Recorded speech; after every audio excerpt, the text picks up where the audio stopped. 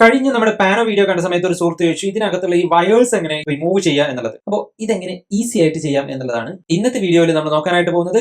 Welcome to trainers academy 100 days 100 tutorials. ആദ്യം ഒരു blank layer create ചെയ്യുക. ബ്രഷ് ടൂൾ ചൂസ് ചെയ്യുക.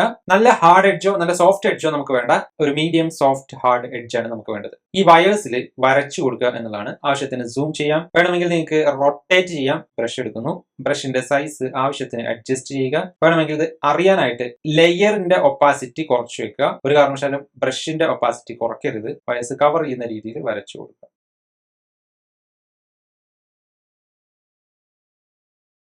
ഓക്കെ, അപ്പൊ നമ്മൾ സെലക്ഷൻ കഴിഞ്ഞിരിക്കുകയാണ്.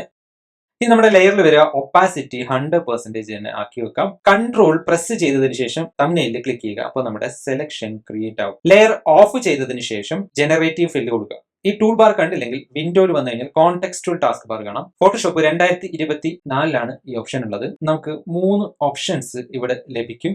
ഇതിൽ നിന്ന് നിങ്ങൾക്ക് ആപ്റ്റ് ആയിട്ടുള്ളത് ഏതാണോ അത് ചൂസ് ചെയ്ത് കൊടുക്കാം. This is our before and this is the after. Thanks for watching. See on the next video.